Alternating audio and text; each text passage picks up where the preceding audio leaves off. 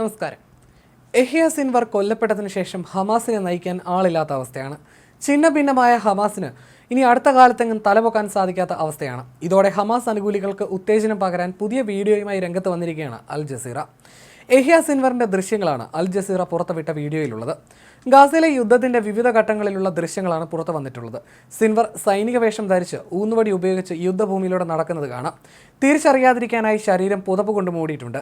ഗാസയിലെ മാളങ്ങളിൽ പെരിച്ചാഴിയെ പോലെ ഒളിച്ചു കഴിയുകയായിരുന്നു സിൻവർ.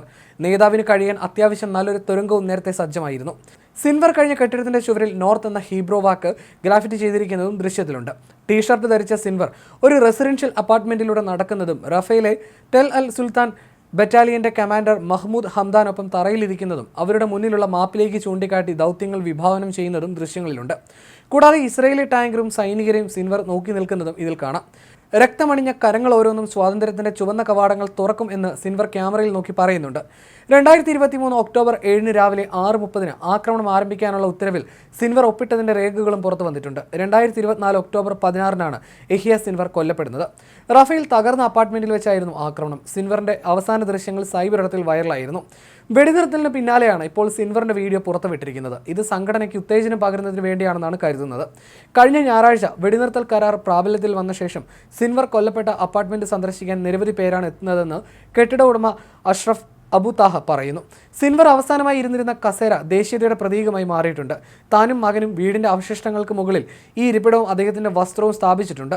ഈ പ്രദേശത്തെ താൽ അൽ സുൽത്താൻ എന്നതിന് പകരം താൽ അൽ സിൻവർ എന്നാണ് ഇപ്പോൾ ആളുകൾ വിളിക്കുന്നതെന്നും അഷ്റഫ് അബു താഹ കൂട്ടിച്ചേർത്തു. അതേസമയം സിൻവറിന്റെ മൃതദേഹം ഇസ്രായേൽ എന്ത് ചെയ്തുവെന്ന കാര്യത്തിൽ വ്യക്തതയില്ല. മൃതദേഹം വിട്ടുകൊടുക്കില്ലെന്ന് നേരത്തെ തന്നെ ഇസ്രായേൽ വൃത്തങ്ങൾ വ്യക്തമാക്കിയിരുന്നു.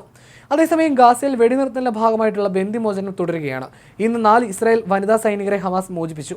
കരീന അരിയേവ്, ഡാനിയല ഗിൽബോവ, നമ ലെവി, ലിറി അൽബാഗ് എന്നിവരെയാണ് മോചിപ്പിച്ചത്. 4 പേരും സൈനിക യൂണിഫോമിൽ ഒരു പോഡിയത്തിൽ നിന്ന് കൈവീശി കാണിക്കുന്ന ദൃശ്യങ്ങൾ പുറത്തു വന്നിട്ടുണ്ട്. എല്ലാവരുടെയും കയ്യിൽ ബാഗുകളും കാണാമായിരുന്നു. ഗസ സിറ്റിയിലെ ഫലസ്തീൻ ചത്തുരത്തിൽ തടിച്ചുകൂടിയവർക്ക് നേരെ പുഞ്ചിരിയോടെ കൈവീശിക്കൊണ്ടാണ് 4 പേരും മടങ്ങിയത്. ഇവരെ റെഡ് ക്രോസ് അംഗങ്ങൾക്ക് കൈമാറി. ഇതോടെ കൂടുതൽ ഫലസ്തീൻ തടവുകാരെ ഇസ്രായേൽ മോചിപ്പിക്കും.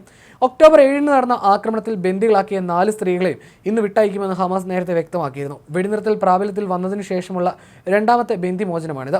ഗാസ അതിർത്തിയിൽ നിന്ന് 1 കിലോമീറ്റർ അകലെയുള്ള നഹാൽ ഒസെഡ് സൈനിക താവളത്തിൽ നിന്നാണ് 4 പേരെയും ഹമാസ് ബന്ദികളാക്കിയത്.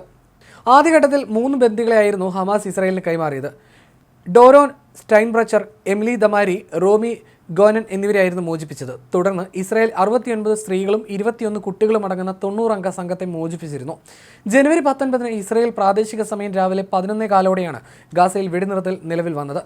നിശ്ചയിച്ചതിൽ 3 മണിക്കൂർ വൈകിയാണ് വെടിനിർത്തൽ യാഥാർത്ഥ്യമായത്. പ്രാദേശിക സമയം രാവിലെ 8:30 കരാർ നടപ്പാക്കുമെന്നതായിരുന്നു ആദ്യത്തെ ധാരണ. എന്നാൽ ആദ്യഘട്ടത്തിൽ മോചിപ്പിക്കുന്ന ബന്ദികളുടെ പട്ടിക ഹമാസ് കൈമാറിയില്ലെന്ന് ആരോപിച്ച് ഇസ്രായേൽ കരാറിൽ നിന്ന് പിൻവലിഞ്ഞിരുന്നു. സാങ്കേതിക പ്രശ്നമാണ് പട്ടിക കൈമാറാൻ വൈകിയതിന് കാരണമെന്നായിരുന്നു ഹമാസ് നൽകിയ വിശദീകരണം.